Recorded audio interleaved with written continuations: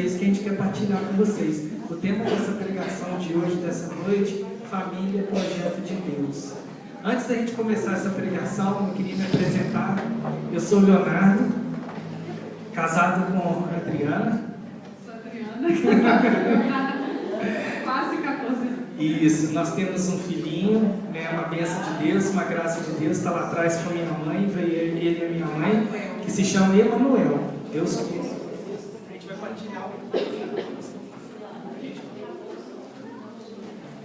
A gente vai partilhar um pouquinho com vocês a respeito daquilo que Deus realizou na nossa vida. E, irmãos, Deus... Agora voltou. Então, irmãos, Deus realizou muitas graças na nossa vida e a gente quer compartilhar com vocês. Se Deus realizou as graças na nossa vida, Deus pode realizar na sua, não pode? Sim ou não? Claro, porque nós não somos melhores que vocês em nada. Eu e a Adriana, a gente faz parte do Ministério de Oração por Cura e Libertação da Diocese. A gente está no processo de discernimento agora do novo grupo de oração. Possivelmente a gente vai participar do grupo de oração Santa Clara, que fica lá perto da nossa casa, lá no bairro Santa Paula. E nesses 4 anos de coordenação do Alexandre, eu faço parte do Conselho Arquidiocesano da Renovação Carismática. Vamos pegar a palavra de Deus para a gente poder partilhar? A palavra de Deus dessa noite está no Evangelho de São Mateus, capítulo 7. Evangelho de São Mateus, capítulo 7, versículo 24. Evangelho de São Mateus, capítulo 7, versículo 24. Amém ou misericórdia?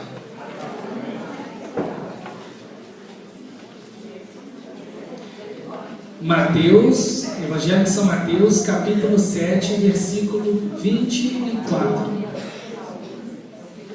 Mateus 7, 24. Mateus 7, versículo 24 até o 27. Amém? Vamos ficar de pé, só para a gente proclamar o Evangelho? Vamos? Por favor, ajuda o amigo aí do lado.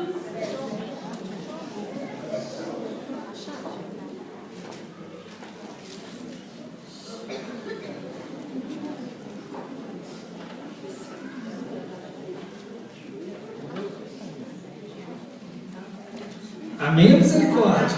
Amém. Então tá bom, essa palavra também é uma palavra pequenininha. Se você não encontrou, não tem problema, você ouve, porque ela é de fácil compreensão, tá bom? O Senhor esteja conosco. Está no meio de nós. Proclamação do Evangelho de nosso Senhor Jesus Cristo, segundo São Mateus. Glória a vós, Senhor. Aquele, pois, que ouve estas minhas palavras e as põe em prática, é semelhante a um homem prudente, que edificou sua casa sobre a rocha. Caiu a chuva, vieram as enchentes, sopraram os ventos e investiram contra aquela casa. Ela, porém, não caiu, porque estava edificada na rocha.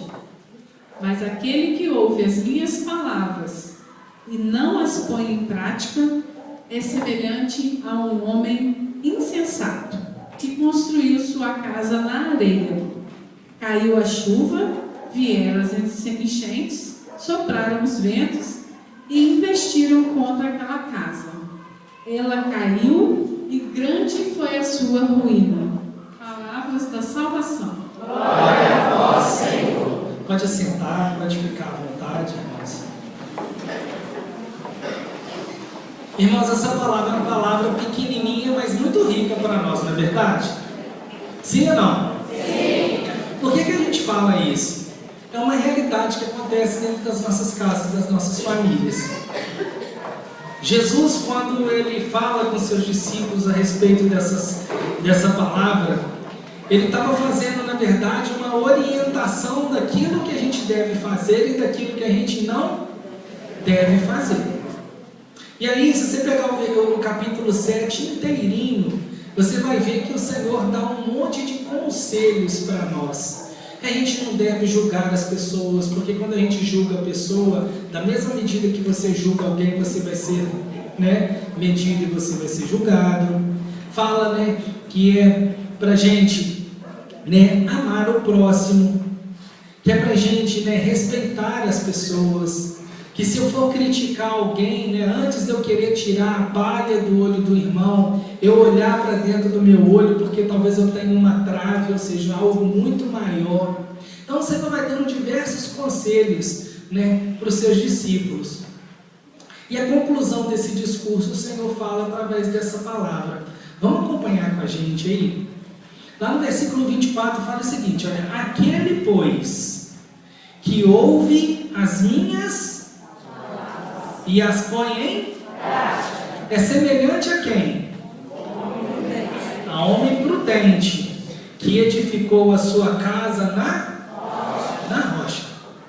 Então, observa uma coisa, aquele que ouve as minhas palavras e as põe em prática, é um homem prudente, é um homem sensato, é um homem que pensa naquilo que está fazendo e busca fazer as coisas de maneira correta. Agora olha o que fala lá no versículo 26. O que fala lá no versículo 26? Mas aquele que ouve as minhas palavras e não as põe em prática, é semelhante a quem?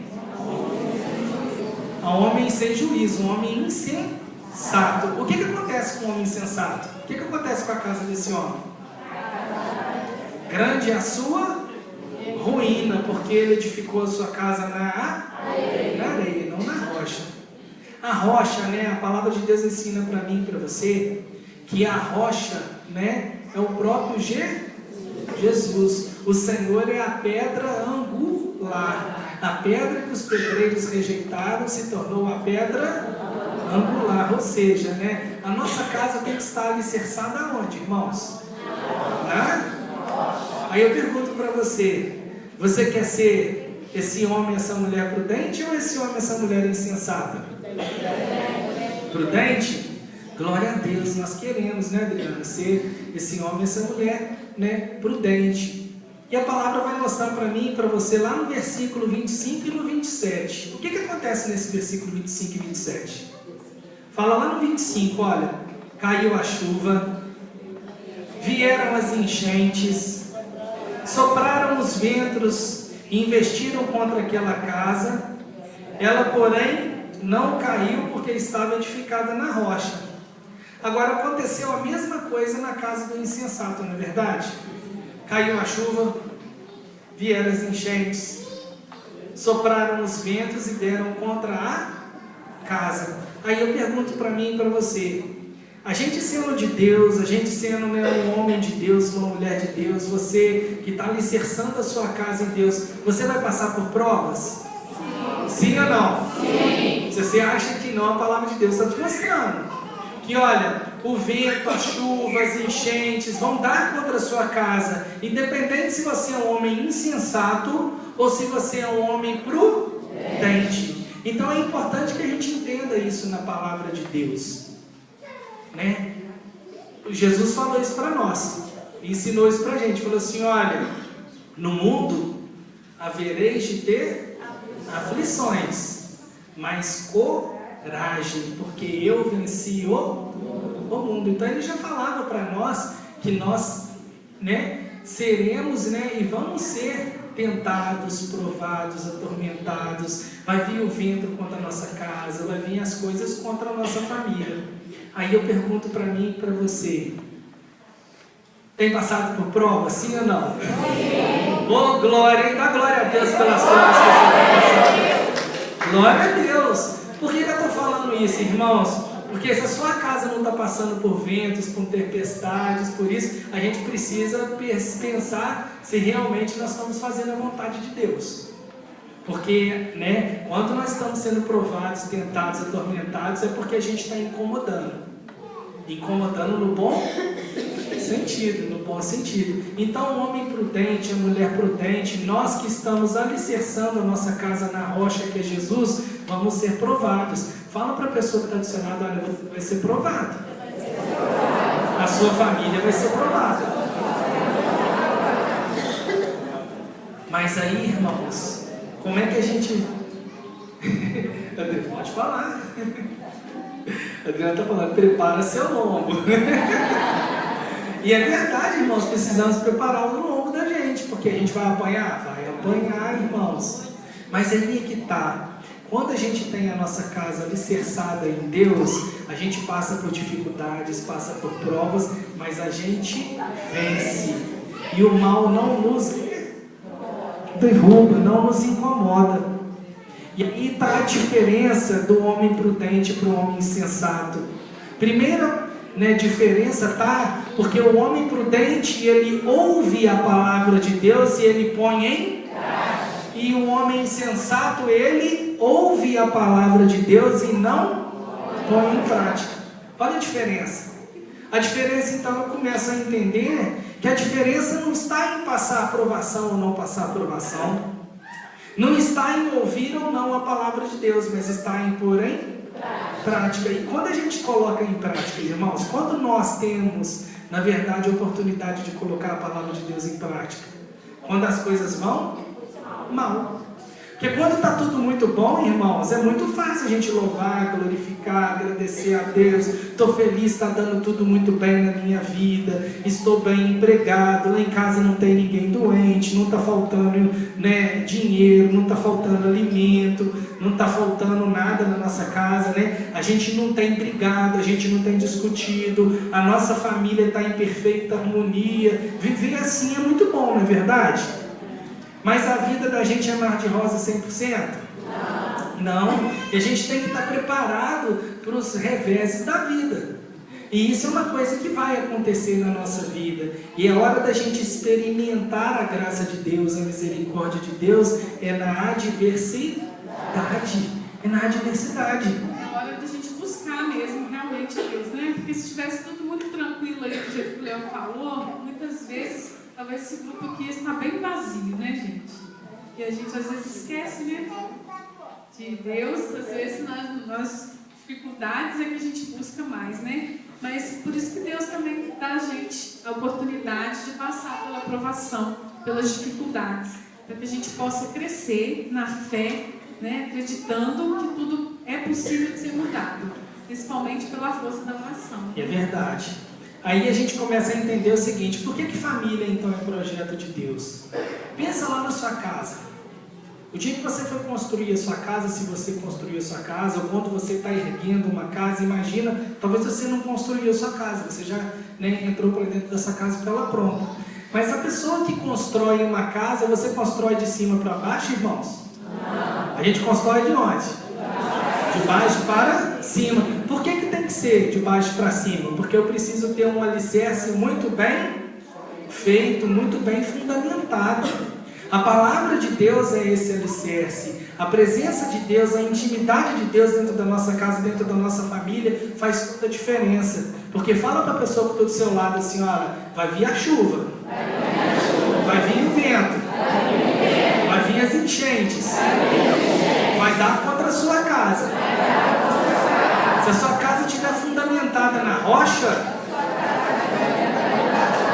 que é Jesus, você vai permanecer firme. Agora, se não tiver fundamento, se você não estiver colocando a palavra de Deus em prática, você está construindo sobre a areia. Sua casa vai cair. Fique esperto, irmão. E o interessante, sabe, irmãos e irmãs, que Deus é tão maravilhoso para nós, que é possível você reconstruir o seu alicerce. Mesmo que a sua casa, por um determinado momento, começou a ser erguida num alicerce em cima da areia. É verdade ou não é? Com certeza. E Deus falava isso muito forte no meu coração ali, um pouco antes da gente começar a pregação. Talvez você chegou aqui hoje desanimado. Vou falar o português, claro, com vontade de chutar o pau da barraca e despedir todo mundo da sua casa. Se você pudesse, você fazia isso com um patrão. Fazia? Hein? Mas você não pode fazer isso. Não fazia não. Glória a Deus, irmão.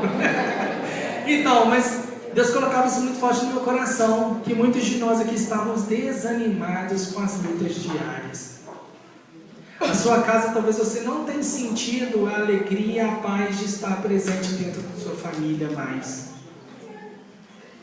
Você talvez está com vontade de desistir de tudo, inclusive da sua vida e da sua casa, da sua família. Sabe, irmãos, é necessário lutar. É necessário lutar porque família é projeto de Deus. A sua família é um projeto de Deus. Não é um projeto do demônio, é um projeto de Deus. Deus, criou cada uma daquelas pessoas que estavam ali. E se Deus colocou pessoas fáceis de lidar e pessoas difíceis de lidar, é para a nossa santificação. Para a nossa santificação. Quando a gente se casou, a gente fala muito isso, né, Adriana? Quando a gente se casou, vocês acham que nós estávamos prontos? Não. Nasceu ali uma família que precisava ser moldada. São 2 diamantes brutos que precisam ser lapidados. E muitas vezes esse processo de lapidar um ao outro é um processo doloroso, irmãos. É um processo que exige de nós paciência, exige de nós muitas vezes, se dobrar, dobrar o nosso orgulho, renunciar à nossa vontade para um bem maior. Eu pergunto para você, quem é o verdadeiro sábio? Aquele que ganha uma discussão ou aquele que consegue manter a paz em casa? Mas por que muitas vezes a gente faz isso dentro da nossa casa? A gente tenta ter razão e acaba com toda uma paz dentro da nossa família.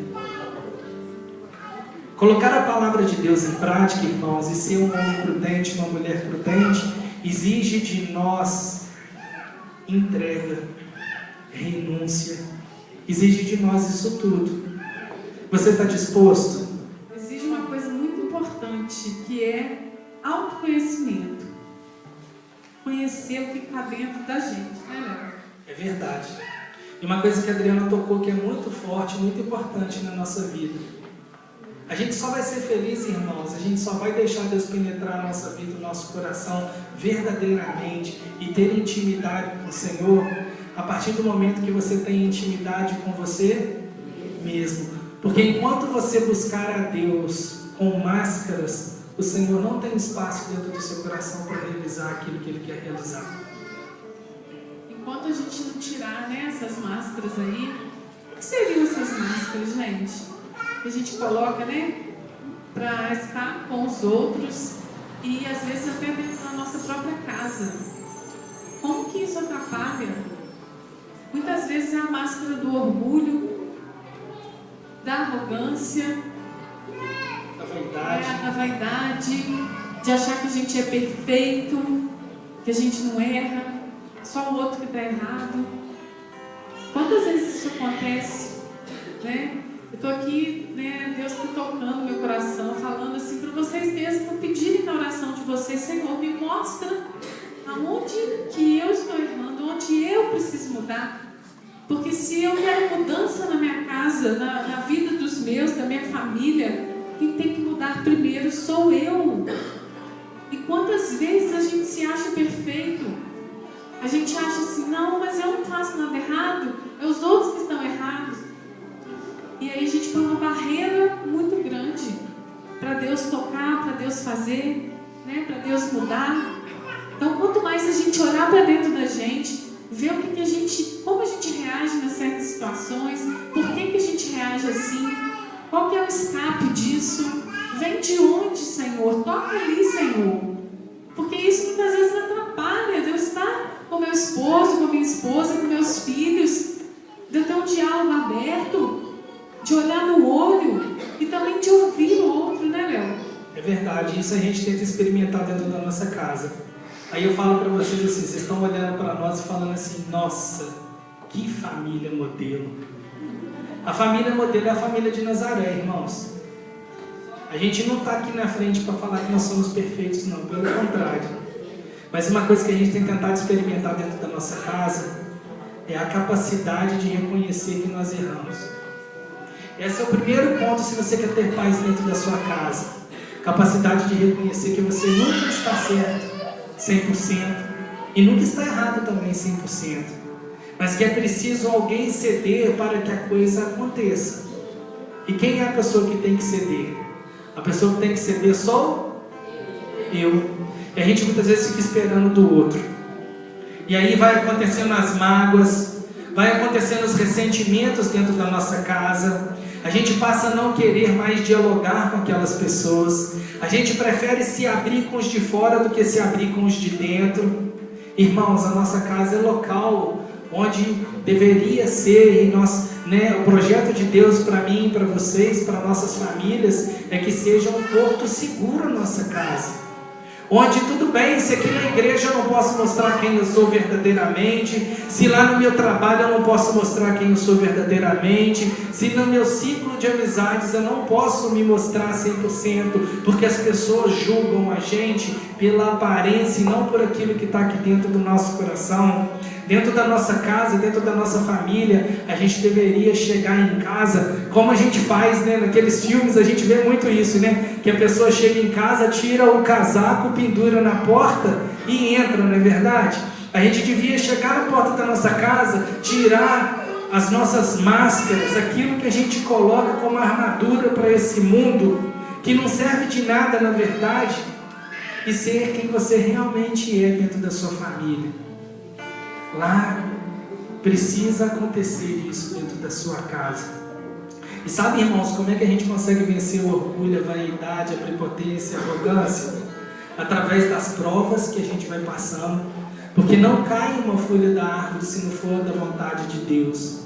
Não cai. Ou seja, cada prova que nós passamos tem a permissão de Deus. Deus não quer o sofrimento para ninguém, mas Deus permite esse sofrimento acontecer na sua vida, porque do mal Ele sempre tira um bem maior. E realmente tira um bem maior, irmãos.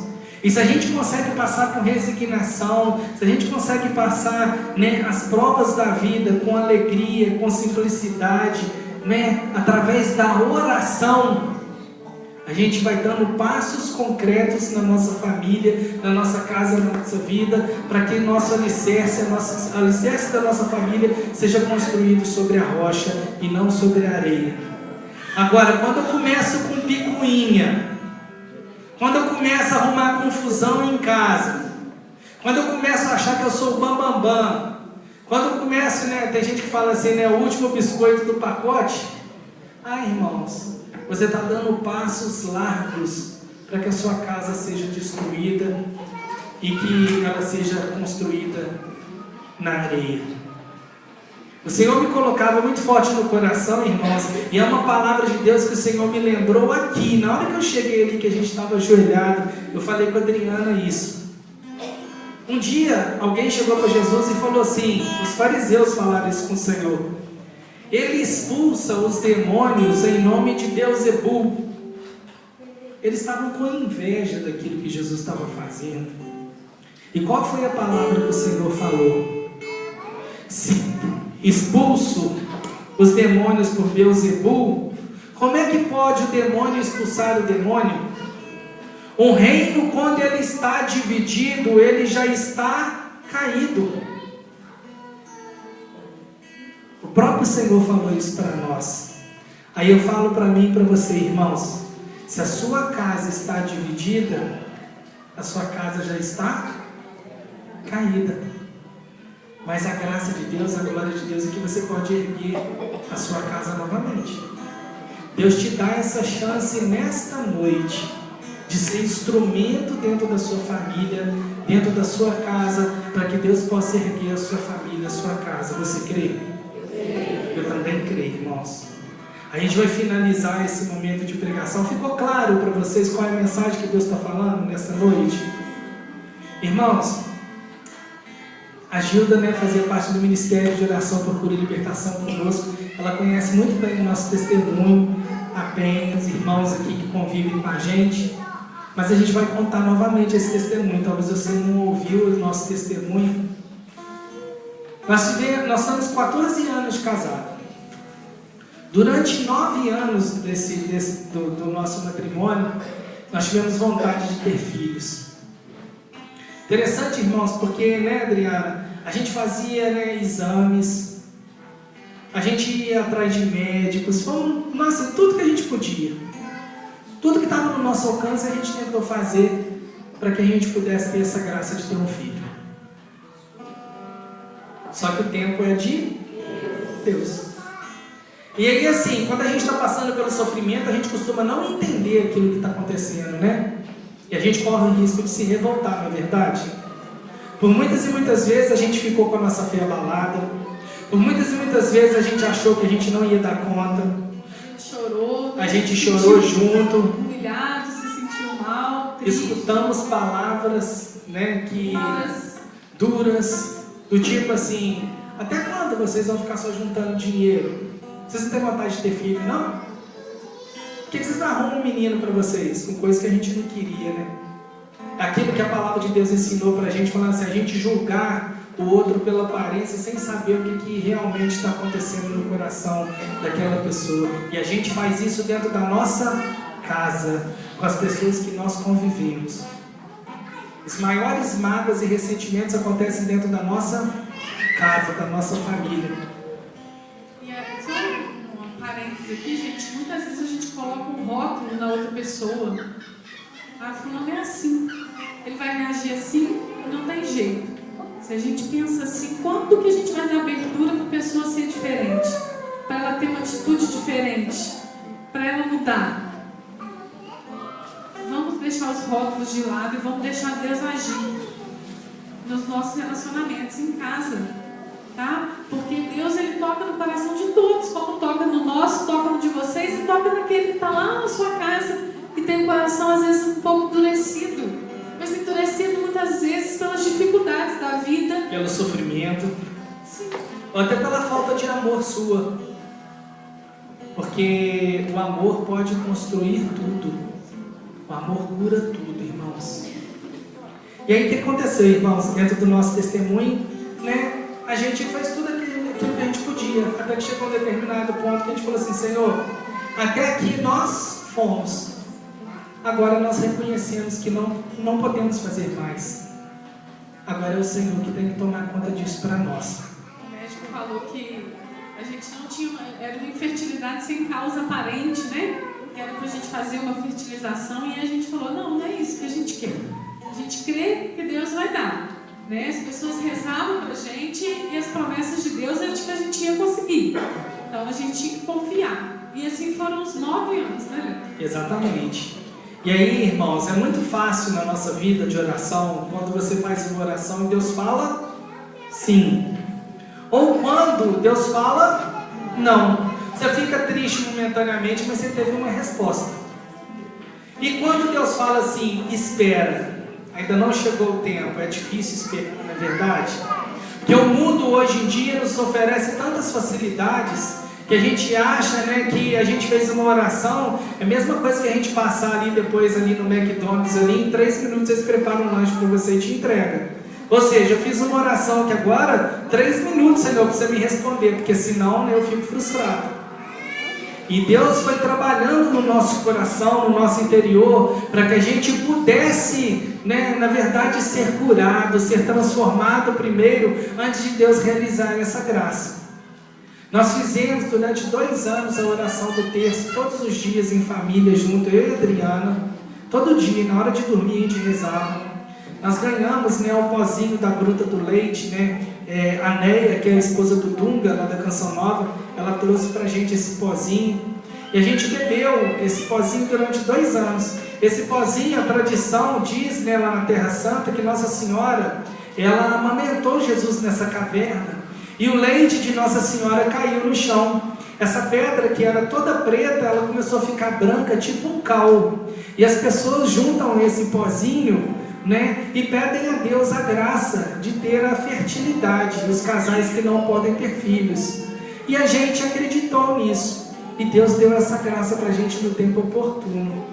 Um dia a gente estava lá em casa e Deus colocou no nosso coração que não era mais necessário pedir, mas era necessário louvar. Louvar, você louva a Deus pelo milagre que ainda não aconteceu na sua vida? Você louva a Deus pelo milagre que ainda não, você não viu realizado na sua casa, na sua família, pela transformação do seu esposo, da sua esposa, do seu filho, da sua filha, das pessoas que você ama? E Deus fez isso conosco, irmãos, porque se você quer ter a sua fé experimentada, louva a Deus por aquilo que você ainda não viu. Lá em Hebreus capítulo 11 vai dizer o seguinte, né? A fé é o fundamento da esperança, é a certeza a respeito daquilo que você ainda não viu, e nós somos experimentados nisso também. E sabe, irmãos, Deus foi fiel conosco. A gente estava um dia lá em casa, em oração, na nossa casa, na nossa sala, acompanhando aquela missa do clube da evangelização da Canção Nova, que acontece nas quartas-feiras. Padre Roger, no momento da celebração, que ele colocou lá o Santíssimo para fazer aquela oração e depois a bênção do Santíssimo, a gente estava ajoelhado no chão pedindo a Deus a graça de ter uns filhos, né? O Senhor sabia, né? O Senhor já tinha revelado diversas vezes. Quando a gente começava a ficar triste, o Senhor sempre dava uma injeção de ânimo na gente. E naquele dia, quando a gente estava ajoelhado, o Padre Roger falou assim, lá naquele momento de oração: olha, tem um casal que está ajoelhado agora na casa deles. Vocês estão rezando nesse momento, pedindo a Deus a graça de ter um filho. Deus ouviu a oração de vocês. Vocês vão ter um filho. Ele vai ser um menino e vai se chamar Emanuel, porque para Deus nada é impossível e Deus está convosco. A graça de Deus está lá.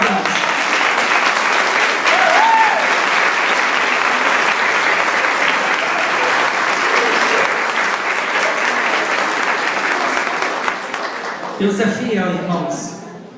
Aquilo que Deus promete para fazer na nossa vida, Deus cumpre. Eu vou falar mais uma coisa para vocês que está no meu coração. A gente muitas e muitas vezes brinca de ser filho, mas Deus não brinca de ser pai. Deus não brinca de ser pai conosco. Ah, o rapazinho lá. E nós conhecemos também, gente, o método de ovulação Liggins, que é um método que a igreja recomenda. Tá? Eu acho que é importante também falar isso. Com certeza. A gente poder buscar conhecer e poder praticar esse método.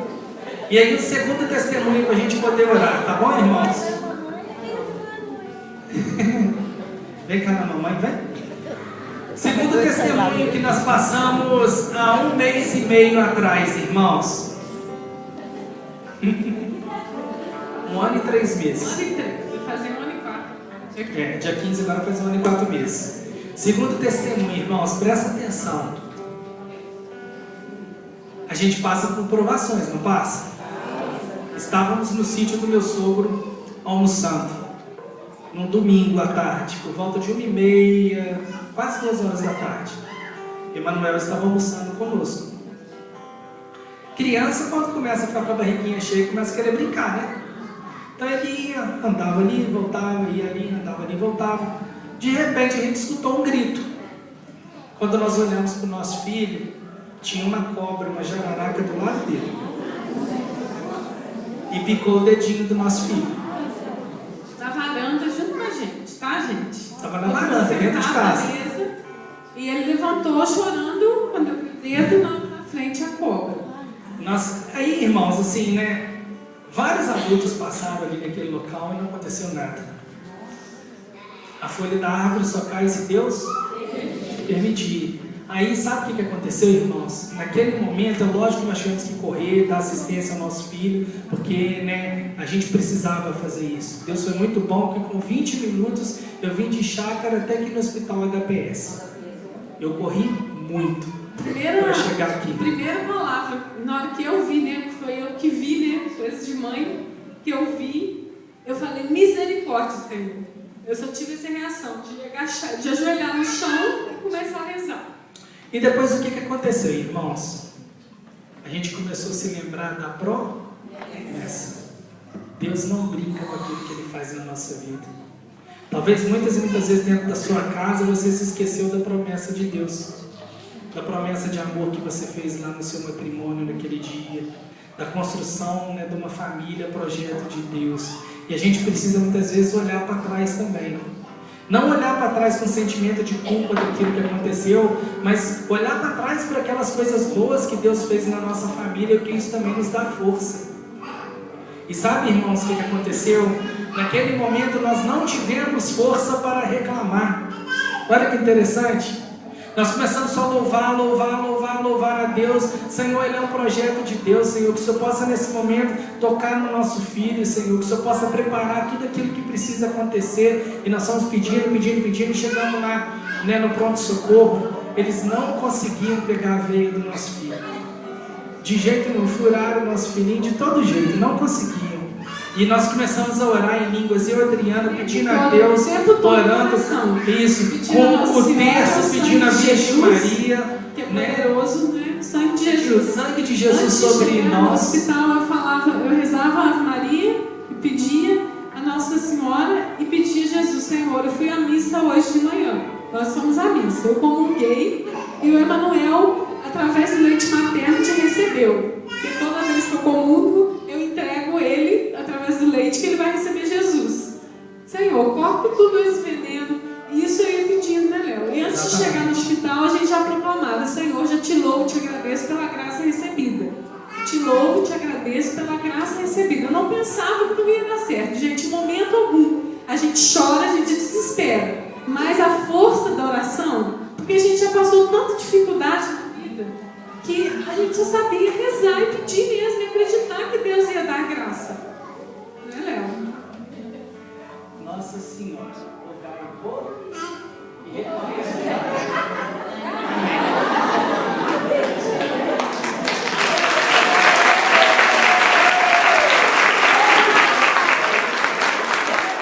E Nossa Senhora passou na frente, sabe, irmão? Sabe por quê? Tinha uma turma do SAMU que tinha acabado de chegar lá para levar uma outra pessoa. Eles passaram na porta e viram a gente dentro da sala. E eu só pedindo a Deus, Senhor, tira ele daqui, porque eles estão nervosos. Eles não estão conseguindo, ajudar o nosso filho. Senhor, nos ajuda, por favor. Pedindo a Deus, e tudo. E aí o que aconteceu? A turma do SAMU voltou e entrou dentro da sala. E um senhor que estava lá, chamado Alberto, ele ficou o tempo todo em silêncio, mas assim, ele passava uma tranquilidade muito grande para nós. Foi um anjo de Deus na nossa vida. O que aconteceu, irmãos? De repente a médica entra e fala assim: vamos levar ele para o pronto atendimento infantil. Foi a primeira vitória que nós ganhamos, porque eu tinha acabado de pedir a Deus para Deus tirar ele dali. Aí o que esse moço fez? Abraçou o nosso filho e já saiu andando com ele e falou assim: vamos embora de ambulância. Essa ambulância não estava ali por causa da gente, ela estava ali por causa de outra coisa. Ele passou por cima de tudo e nos ajudou.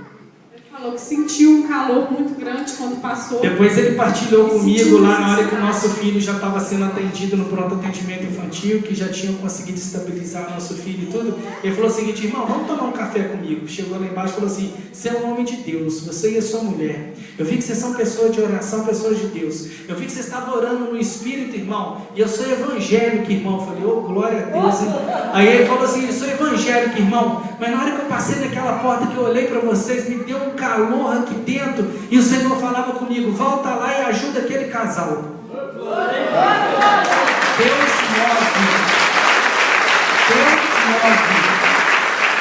Deus move as coisas ao nosso favor. A gente não tinha, mãe, vem cá. A gente não tinha, na verdade, pode ficar à vontade. A gente não tinha vaga para poder transferir o nosso filho depois para o hospital.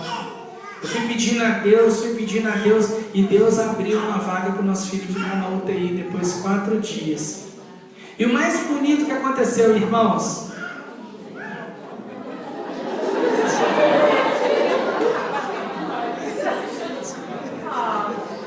ele quer mamar, gente. Não tem jeito. A gente está finalizando. E olha só, irmãos, para a gente finalizar nosso testemunho. Irmãos, olha que coisa linda. Eu não podia ficar com a minha esposa e meu filho na UTI. Só tinha vaga para ficar uma pessoa.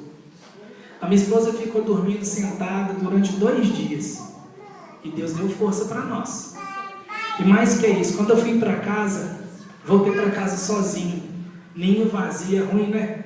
Aquela sensação assim de solidão, de tudo. O que eu fui fazer? Eu fui chorar? Fui. Só que eu fui chorar aos pés do Senhor. E eu comecei a orar e pedindo a Deus, Senhor, ele é promessa sua, Senhor.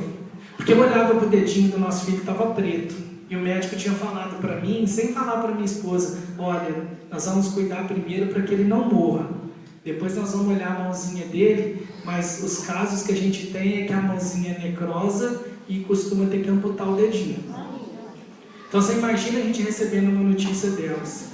Mas na hora que eu me ajoelhei no chão, o Senhor falou no meu coração bem forte assim, olha, ele não vai ter nenhuma sequela.